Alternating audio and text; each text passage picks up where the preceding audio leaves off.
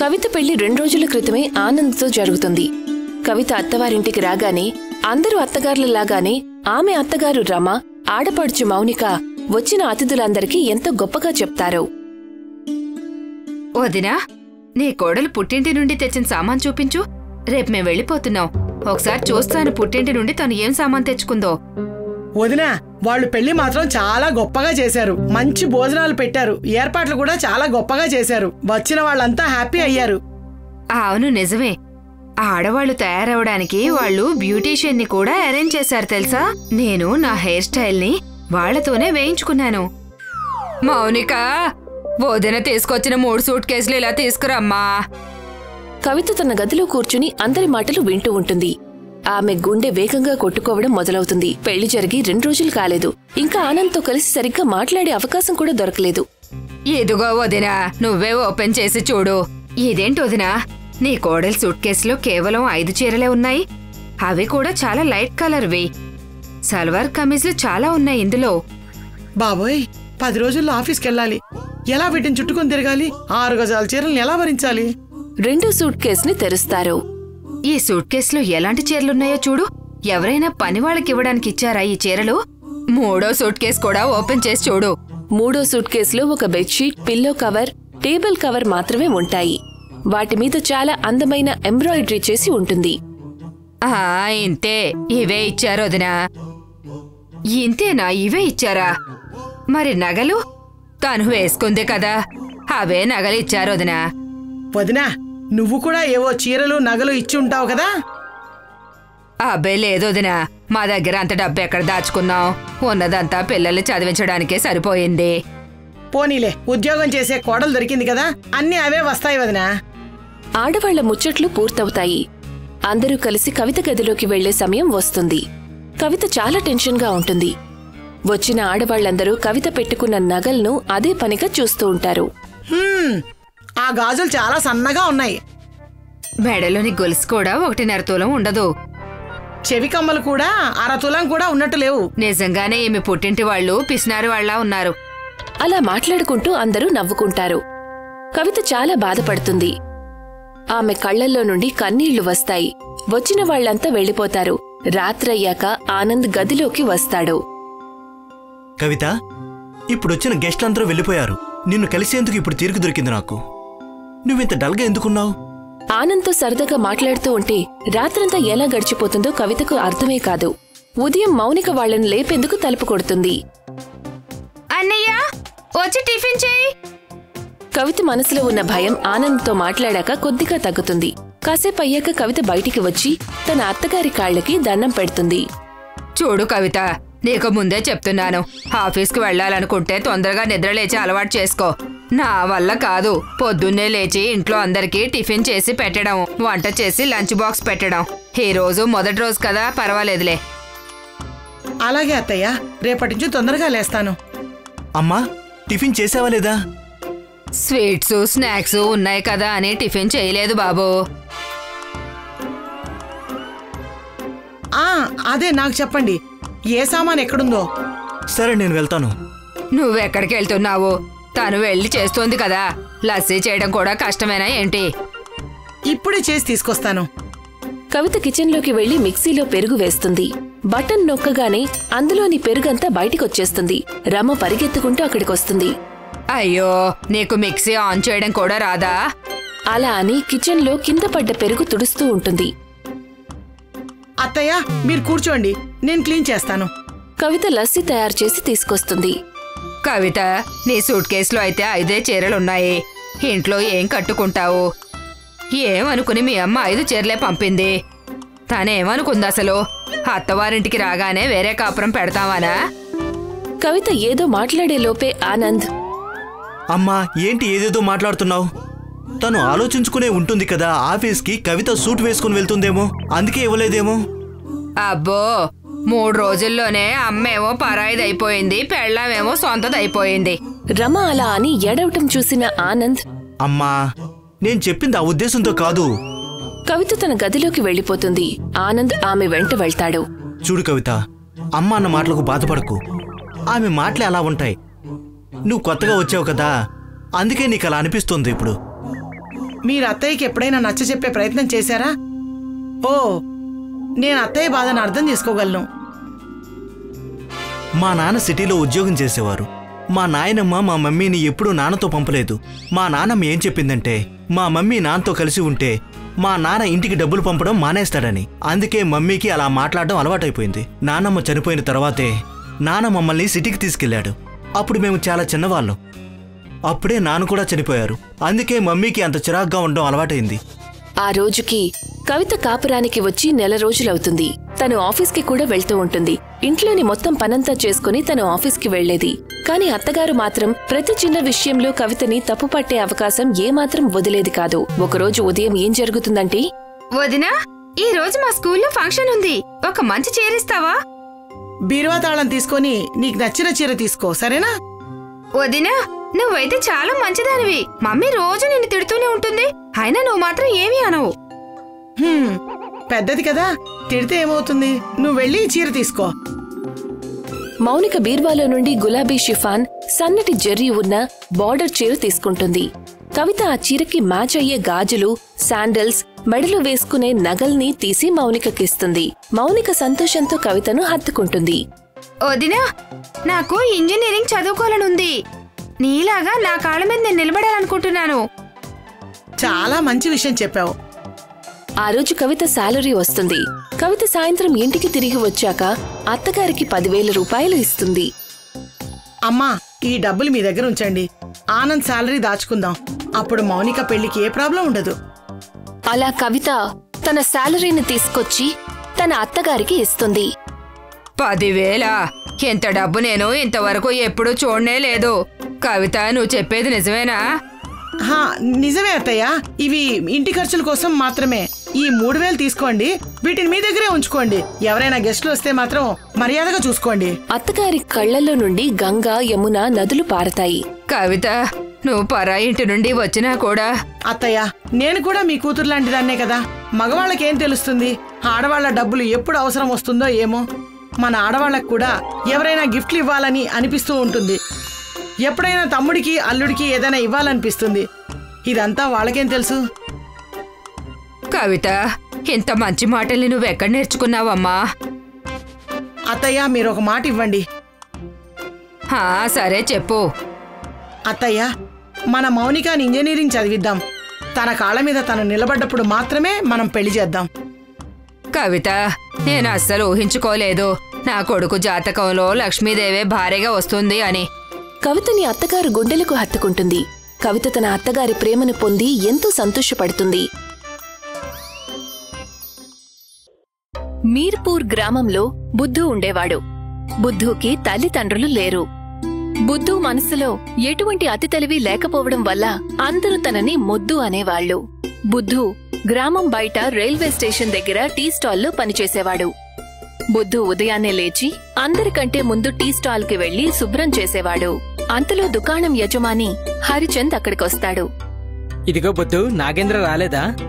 లేదయ్యగారు, ఇంకా రాలేదు. మరి దుకాణంలో సామాన్లు ఎవరు తెస్తారు? ఆ స్పెషల్ టీ పొడి అయితే అక్కడ దొరుకుతుంది. ఆ 3 ప్రమాదకరమైన దారులు ఉన్న చోట దానిని కేవలం నాగేంద్ర మాత్రమే తీసుకురాగలడు. అయ్యగారు, ఆ దారిలోకి ఇంకెవరు ఎందుకు వెళ్ళలేరు? నీకేమైనా పిచ్చా ఏంటి? ఆ గ్రామానికి 3 దారులే ఉన్నాయి. మొదటి దారి నదిలో నుండి వెళ్తోంది, రెండవ దారి నిప్పుల్లో నుండి వెళ్తోంది, ఇక 3వ దారి అగ్నిగుండం నుండి వెళ్తోంది. మరి నాగేంద్ర నిప్పుల్లో ఎందుకు కాలిపోవడం లేదు? నువ్వు నిజంగానే మొద్దువి. ఒరే మూర్ఖుడా, నాగేంద్ర మొదటి దారి అయిన నది దాటుకుని వెళ్తున్నాడు. మిగతా 2 దారుల నుండి వెళ్లడం అస్సలు ఎవరి వల్ల అవ్వదు. సరే వదిలేయ్, ఇక నేను వెళ్తాను. నాగేంద్ర వచ్చాక నాకు కబురు చెయ్యి. హరిచంద్ బుద్ధుకి ఆ విషయం చెప్పి వెళ్లిపోతాడు. బుద్ధు టీ పెట్టడం మొదలు పెడతాడు. అతను రైల్వే స్టేషన్ నుంచి వచ్చిన వాళ్లందరికీ టీ పెట్టి ఇచ్చేవాడు. అంతలో నాగేంద్ర వస్తాడు. ఇక బుద్ధు వెంటనే పరిగెత్తుకెళ్లి హరిచంద్ ని పిలుచుకుని వస్తాడు. ఇదిగో బుద్ధు, చూడు, మన పెద్ద పులి వచ్చింది. తనకి ఒక చక్కటి టీ ఇవ్వు. బుద్ధు నాగేంద్ర కోసం టీ పెట్టి తీసుకొచ్చిస్తాడు. చెప్పండి సార్, ఎంత సరుకు తీసుకురావాలి? నాగేంద్ర, నీ కారణంగా నా బిజినెస్ చాలా బాగా నడుస్తోంది. ఎంతో దూరం నుండి జనాలు టీ తాగడానికి వస్తున్నారు. అవును, మరి ఇదేమైనా సులభమైన పని అనుకున్నారా? నా ప్రాణాలను పణంగా పెట్టి ఈ టీ ఆకులను కోసుకొస్తున్నాను నేను. ఇక వెళ్ళు. వెళ్ళి త్వరగా తీసుకొనిరా. ఇలా చూడు, దీని గురించి నువ్వు అసలు ఎవ్వరికీ చెప్పొద్దు. నువ్వు ఎక్కడి నుండి ఎలా టీ ఆకులు తెస్తున్నావు అని. నేను టీ ఆకులు తీసుకొస్తాను, కానీ నాకు దానికి 5,000 రూపాయలు కావాలి. అంత డబ్బా? కానీ ఎందుకు? నేను ప్రాణాలను పణంగా పెట్టి తీసుకొస్తున్నాను. కానీ అంత డబ్బు నేను మొత్తం నెలంతా కష్టపడినా సంపాదించడం లేదు. చూడండి, మీరు గనక బిజినెస్ చేసుకోవాలనుకుంటే నాకు అడిగినంత డబ్బు ఇచ్చి తీరాల్సిందే, లేకపోతే నేను ఇక బయలుదేరతాను. నా బిజినెస్ నడిచినా నడవకపోయినా అంత డబ్బు మాత్రం నేను నీకు ఇవ్వలేను. ఎందుకంటే దానివల్ల నాకు ఎటువంటి లాభమూ ఉండదు. ఇంకా నష్టాల్లోకి వెళ్ళిపోతాను. సరే అయితే నేను వెళ్తున్నాను. బుద్ధు కూడా అక్కడే నిలబడి అన్ని విషయాలు వింటూ ఉంటాడు. అయ్యగారు, నేను వెళ్ళి టీ ఆకులు తీసుకురానా? నీకేమైనా మతిగాని పోయిందా? నీకు ఆ సామెత గురించి తెలీదేంటి? ఎవరి పనులు వాళ్లే చేసుకోవాలి. నీ వల్ల అయ్యే పని కాదది. నువ్వు టీ పెట్టే పని మాత్రమే చెయ్యి. నేను ఒకసారి ప్రయత్నం చేసి చూస్తాను. ఇప్పటికే నేను నా బిజినెస్ ఎలా నడుస్తుందా అని కంగారుగా ఉన్నాను. ఎందుకంటే ఆ టీ పొడి లేకపోతే నా బిజినెస్ అస్సలు నడవదు. ఇప్పుడు నువ్వు నా బుర్ర పాడు చేయొద్దు. హరిచంద్ భవిష్యత్తు గురించి ఆలోచిస్తూ చాలా కంగారు పడతాడు. అతను అక్కడే నేల మీదే పడుకుంటాడు. బుద్ధు తన యజమాని అలా కంగారు పడటం చూడలేకపోతాడు. ఎందుకంటే బుద్ధుకి తెలుసు ఈ ప్రపంచంలో తనకి ఏ ఆసరా లేదు అని. నన్ను అందరూ మొద్దు అంటారు, కానీ నేను ఆ చోటుకి తప్పకుండా వెళ్తాను. బుద్ధు తన యజమానికి చెప్పకుండా ఆ గ్రామం వైపు వెళ్తాడు. కొన్ని గంటలలా నడుచుకుంటూ వెళ్ళాక బుద్ధుకి 3 దారులు కనిపిస్తాయి. మొదటి దారి తిన్నగా వెళ్తుంది. ఆ దారిలో నది ఉంది. అందులో చాలా నీళ్లుంటాయి. రెండవ దారి కుడివైపు ఉంటుంది. ఆ దారిలో మంటలు మండుతూ ఉన్నాయి. బుద్ధు ఎడమవైపు చూసినప్పుడు తను భయపడిపోతాడు. ఎందుకంటే ఆ దారి నిప్పుతో కాలిపోతున్న కుంపటిలా ఉంటుంది. భగవంతుడా, ఇదేం దారి అసలు? నేను ఈ దారి నుండి దాటి ఎలా వెళ్ళాలి? కానీ నేను వెళ్లి తీరాల్సిందే. ఎందుకంటే నేను నా యజమాన్ని ఆ పరిస్థితిలో అస్సలు చూడలేను. అందుకని నేను నదిలో ఈదుకుంటూ వెళ్తాను. ఈ నది నన్ను ముంచేయాలని అనుకుంటే ముంచేనివ్వు. కానీ నన్ను తన కొడుకులా పెంచిన ఆయనకి నేను ఎటువంటి బాధ కలగనివ్వను. బుద్ధు చేతులు జోడించి కళ్ళు మూసుకుని భయపడుతూ నదిలో కాలు పెడతాడు. కాని బుద్ధుకెలా అనిపిస్తుందంటే అక్కడ ఏదో దారి ఉన్నట్టు. బుద్ధు కళ్ళు తెరిచి చూసేసరికి తన కాళ్ల కింద దారి కనిపిస్తుంది. నదిపైన ఒక దారి ఏర్పడుతుంది. బుద్ధు అది చూసి ఆశ్చర్యపోతాడు. తను ఎంతో సులభంగా నదిని దాటి వెళ్తాడు. బుద్ధు ఆకుల్ని తీసుకుని తిరిగి వచ్చినప్పుడు నదిలోని దారి మాట్లాడుతుంది. బుద్ధు, నువ్వు రేపు కూడా వస్తావు కదా? ఎవరది? చూడు బుద్ధు, నేను మాయాదారిని. నీ మీద జాలి కలిగి నేను నీకు సహాయం చేశాను. ఇప్పుడు నువ్వు రోజు ఇక్కడికి రావచ్చు. ధన్యవాదాలు మాయాదారి. ఇక రోజు నేను ఇక్కడికే వస్తాను. బుద్ధు సంతోషంగా దుకాణం దగ్గరికి వెళ్తాడు. బుద్ధు హరిచంద్కి ఒక్క మాట కూడా చెప్పకుండా వెళ్తాడు. అందుకని హరిచంద్ చాలా కోపంగా ఉంటాడు. అతను బుద్ధు రాక కోసం ఎదురు చూస్తుంటాడు. అప్పుడే అతనికి నవ్వుకుంటూ వస్తున్న బుద్ధు కనిపిస్తాడు. నవ్వుతున్న బుద్ధుని చూసి హరిచంద్ కోపం రెట్టింపవుతుంది. అతను ఒక కర్ర తీసుకుని బుద్ధుని గట్టిగా కొడుతూ ఉంటాడు. ఎక్కడికి వెళ్ళావు? నేను మాయాదారిలో వెళ్లి మీకోసం ఆకుల్ని తీసుకొచ్చాను. బుద్ధు ఆకుల్ని హరిచంద్ చేతికి ఇస్తాడు. అది చూసి హరిచంద్ చాలా ఆశ్చర్యపోతాడు. సంతోషంతో ఏడుపొస్తుంది. అతను బుద్ధుని హత్తుకుంటాడు. తన కొడుకుగా భావిస్తాడు. ఎక్కువ డబ్బు ఆశతో నాగేంద్ర తన కడుపుని అతనే కొట్టుకున్నాడు. అందుకని ఇప్పుడు అతను బుద్ధుని గమనించడం మొదలు పెడతాడు. ఇక ఒకరోజు బుద్ధుని మాయా దారి దగ్గర అడ్డుకుంటాడు. అరే బుద్ధు, ఆగు. నువ్వు ఇందులో మునిగి చనిపోతావు. లేదు లేదు, అదేం లేదు. నేను ఇందులో మునిగిపోను. ఇది ఒక మాయాదారి. బుద్ధు తన అమాయకత్వంతో నాగేంద్రకి పూర్తి నిజం చెప్తాడు. ఓహో, అలాగా? నువ్వు చాలా తెలివైన వాడివి. నిన్ను ఏదో ఒకటి చేయాల్సిందే. నాగేంద్ర బుద్ధుని ఒక చెట్టుకి కట్టేస్తాడు. అయ్యో, ఇదేంటి? ఏం చేస్తున్నారు? ఇక నువ్వు ఇక్కడే చావు. ఏదైనా అడవి మృగం వచ్చి నిన్ను తినేస్తుంది. నాగేంద్ర ఎప్పుడైతే నదిలో కాలు పెడతాడో నది అతన్ని పూర్తిగా ముంచేస్తుంది. ఆ తర్వాత 3 దారులు ఒకటైపోతాయి. నాగేంద్ర మంటల్లో కాలిపోతున్నాడు. నీళ్లలో మునిగిపోతున్నాడు. కాసేపు తల్లడిల్లిన తర్వాత అతను చనిపోయాడు. ఆ తర్వాత దారి మాట్లాడుతుంది. మా 3 మాయాదారులు అమాయక ప్రజల మీద మాత్రమే దయ చూపిస్తాము. ఎవరైనా సరే మా మాయని దుర్వినియోగం చెయ్యాలి అనుకుంటే మేము వాళ్ళకి ఇదే గతి పట్టిస్తాము. రా బుద్ధు, టీ ఆకులు తీసుకో. అలాగే ఈ 2 కుండలు కూడా తీసుకో. బుద్ధు రత్నాలు వజ్రాలు నిండిన 2 కుండల్ని తీసుకుని దుకాణానికి వెళ్తాడు. ఇక హరిచంద్ 1 నెలలోనే ఒక పెద్ద హోటల్ పెడతాడు. అక్కడ అతని టీ అతని బ్రాండ్గా మారింది. బుద్ధుకి కూడా పెళ్లి జరిపిస్తాడు. బుద్ధు ఇప్పటికీ మాయాదారుల సహాయంతో టీ ఆకులను తీసుకొస్తున్నాడు. దాని కారణంగా దూర దూరాల వరకు తన ఖ్యాతి విస్తరించింది. ఒక ఊర్లో 5 అన్నదమ్ములు వాళ్ల అమ్మతో కలిసి ఉంటారు. 5 అన్నదమ్ములు రైతులు. వాళ్లు ఒకటే పొలంలో పనిచేస్తుండేవారు. పెద్దన్నయ్య పేరు దిల్ సింగ్, 2వ అన్నయ్య పేరు రాజ్ సింగ్, 3వ అన్నయ్య పేరు ధూప్, ఇక 4వ అన్నయ్య పేరు హవా సింగ్, ఇక అందరికంటే చిన్నవాడి పేరు బారిష్ సింగ్. 5 ఎంతో సంతోషంగా కలిసి ఉండేవారు. పొలం పనులు చేసుకునేవారు. పెద్దన్నయ్య దిన్ సింగ్ ఉదయాన్నే పొలానికి వెళ్తాడు. తిరిగి ఇంటికి వచ్చేస్తాడు. వచ్చి తన తమ్ముళ్లతో ఇలా అంటాడు. తమ్ముళ్ళు, గత 6 నెలలుగా మన ఊర్లో వర్షాలు పట్టం లేదు. అవునన్నయ్య, ఊర్లో ఎండలు మండిపోతున్నాయి. కాలం అస్సలు బాగాలేదు. సరే, మీరేం కంగారు పడకండి. ఏదో ఒక ఉపాయం ఆలోచిద్దాం. 5 అన్నదమ్ములు ఎలాగైనా బావిల నుండి నీళ్లు తీయడానికి ప్రయత్నిస్తారు. కాని నీళ్లు మాత్రం రావు. ఆకలితో ప్రాణాలు పోయే సమయం వస్తుంది. ఒకరోజు దిన్ సింగ్ చాలా నిరాశగా ఉంటాడు. తన తల్లితో ఇలా అంటాడు. అమ్మా, మనం ఈ ఊరు వదిలి వెళ్లిపోవడం మంచిదనిపిస్తుంది. బాబూ, మీ తాతగారు చనిపోవడానికి ముందు 5 బంగారు లాకెట్లను నాకిచ్చారు. నా పెద్ద కొడుక్కి వయసు 25 ఏళ్లు వచ్చిన తర్వాత వాటిని ఇవ్వమని చెప్పారు. అమ్మా, నిజానికి ఆ లాకెట్లు తాతగారి ఆనవాళ్లు. కాని ఇప్పుడు మన దగ్గర కనీసం తినడానికి కూడా తిండి లేదు. నా ఉద్దేశం ప్రకారం ఆ లాకెట్లు అమ్మేసి ఇంటికి కొన్ని సరుకులు తీసుకురావడం మంచిది. ఏదైనా వేరే ఊరు వెళ్లిపోతాం. కనీసం ఏదో ఒక పని చేసుకుంటూ ప్రాణాలతోనే ఉంటాం కదా. వాళ్ల అమ్మ ఆ లాకెట్లను తీసుకొచ్చి వాళ్ల చేతికి ఇస్తుంది. తీసుకో బాబూ, ఇదే ఆ లాకెట్. నువ్వు దీన్ని ఏం చేస్తావో చేసుకో. అమ్మా, ఇది చాలా బాగుంది. నేనొకసారి వేసుకోవచ్చా? సరే, నువ్వొకసారి వేసుకో. బారిష్ సింగ్ ఆ లాకెట్ ని వేసుకుంటాడు. కాని వెంటనే వాళ్లకొక శబ్దం వినిపిస్తుంది. దిన్ సింగ్, ఇవి మాయా లాకెట్టులు. ఇవి మీ 5 అన్నదమ్ముల కోసమే. మీ 5 అన్నదమ్ములు వీటిని వేసుకుంటే మీ పేరుకు తగ్గట్టుగా వాటిని ప్రయోగించే అవకాశం ఉంటుంది. కానీ గుర్తుంచుకోండి, వీటిని మీరు కేవలం 5 కిలోమీటర్ల దూరంలో మాత్రమే ప్రయోగించాలి. వాళ్లకి మాయా లాకెట్ లభించింది. ఇక దిన్ సింగ్ కి రోజుని పెద్దగా, రాత్రిని చిన్నగా మార్చే శక్తి లభిస్తుంది. అదేవిధంగా రాజ్ సింగ్ అలాగే హవా సింగ్ కి వాళ్ల పేరుకి తగ్గట్టు శక్తులు లభిస్తాయి. అలాగే బారిష్ కి కూడా ఇప్పుడు మాయా లాకెట్ సాయంతో వర్షం కురిపించే శక్తి లభిస్తుంది. ఆ రోజు రాత్రి 5 అన్నదమ్ములు వాళ్ల పొలానికి చేరుకుంటారు. అప్పుడు బారిష్ సింగ్ తన లాకెట్ ని వేసుకుంటాడు. అక్కడ బాగా వర్షం కురిపిస్తాడు. బారిష్, పొలంలో కావాల్సిన నీళ్లు నిండేంత వరకు కూడా నువ్వు ఇలాగే వర్షాన్ని కురిపిస్తూ ఉండు. కానీ ఒకవేళ తెల్లారిపోయిందంటే నేను రాత్రిని ఎక్కువసేపు ఉంచుతాను.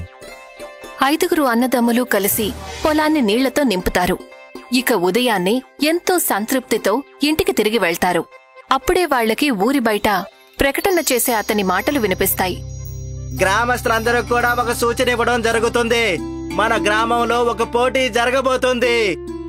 అందులో మొదటి పోటీ పరుగు పోటీ, అలాగే 2వ పోటీ సైకిల్ పోటీ ఉంటుంది. అందులో గెలిచిన వాళ్ళకి పూర్తిగా 50,000 రూపాయలను బహుమానంగా సురేంద్ర సింగ్ గారిస్తారు. నా ఉద్దేశం ప్రకారం మనం ఈ పోటీలో తప్పకుండా పాల్గొని తీరాలి.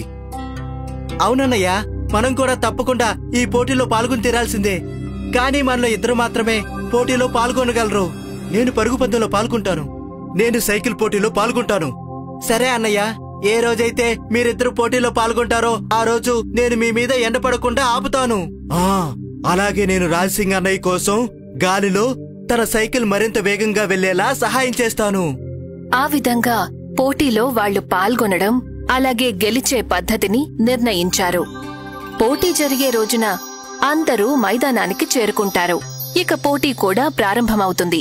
అన్నిటికంటే ముందు పరుగు పోటీ మొదలవుతుంది. దిన్ సింగ్ అక్కడికి చేరుకున్నాడు. ధూప్ సింగ్ ఎండను ఆపుతాడు. అలాగే దిన్ సింగ్ ని వేగంగా పరిగెత్తేలా చేస్తారు. దిన్ సింగ్ చాలా వేగంగా పరిగెత్తి పోటీలో గెలుస్తాడు. ఇక 50,000 రూపాయల బహుమానం దిన్ సింగ్ కి లభిస్తుంది. ఇక 2వ రోజు సైకిల్ పోటీ ప్రారంభమవుతుంది. అందులో కూడా రాజ్ సింగ్ కి హవా సింగ్ గాలి సహాయంతో వేగాన్ని పెంచి పోటీలో గెలవడానికి సాయం చేస్తాడు. అలాగే రాజ్ సింగ్ కి 50,000 రూపాయలు బహుమానంగా లభిస్తాయి. ఒకరోజు గ్రామస్తులందరూ కలిసి యజమాని సురేంద్రతో పాటు వస్తారు. మీ అన్నదమ్ముల 5 కలిసి మా అందరినీ పిచ్చివాళ్ళం చేశారు. మొత్తం గ్రామం అంతా కూడా నీళ్లు లేక ఎండిపోయి ఉంటే మీ పొలం మాత్రం నీళ్లతో నిండిపోయి ఉంది. అసలు మీరంతా ఏం చేశారు చెప్పండి? పైగా 2 పోటీల్లో కూడా మీ అన్నదమ్ములు మాత్రమే గెలిచారు. సురేంద్ర గారు, మా దగ్గర ఒక లాకెట్ ఉంది. దాని సహాయంతో మేమందరం మ్యాజిక్ చేశాం. నాకు తెలుసు మీరు ఖచ్చితంగా ఏదో మాయ చేసి ఉంటారని. అందుకే మర్యాదగా ఆ లాకెట్ నాకు ఇవ్వండి, లేదంటే అలాగే మీ అందరినీ ఈ రాత్రికి ఉరిదీయించేస్తాను. అలా చెప్పి సురేంద్ర అక్కడి నుంచి వెళ్లిపోతాడు. బాబూ, ఆ సురేంద్ర మిమ్మల్ని వదల్డు. తనకి లాకెట్ ఇచ్చినా కూడా తను మిమ్మల్ని వదల్డు, చంపేస్తాడు. నా ఉద్దేశం ప్రకారం మనం పగుల్ని ఎక్కువగా చేసి సాయంత్రం కాకుండా ఆపాల్సి ఉంటుంది. అలాగే గ్రామస్తులను వర్షంలో ఇరికించేయాలి. ఆ తర్వాత మనం ఇక్కడి నుంచి ఎటైనా దూరంగా వేరే ఊరు వెళ్లిపోయి ప్రశాంతంగా జీవిద్దాం. దిన్ సింగ్ రోజుని ఎక్కువ చేస్తాడు. ఇక బారిష్ సింగ్ వర్షాన్ని కురిపిస్తాడు. తర్వాత 5 తల్లితో కలిసి ఆ గ్రామాన్ని వదిలి వెళ్లిపోతారు. వాళ్లు వేరే ఊరికి వెళ్లి అక్కడే ఉండిపోతారు. ఆ తర్వాత వాళ్లు కష్టపడి సంపాదిస్తారు.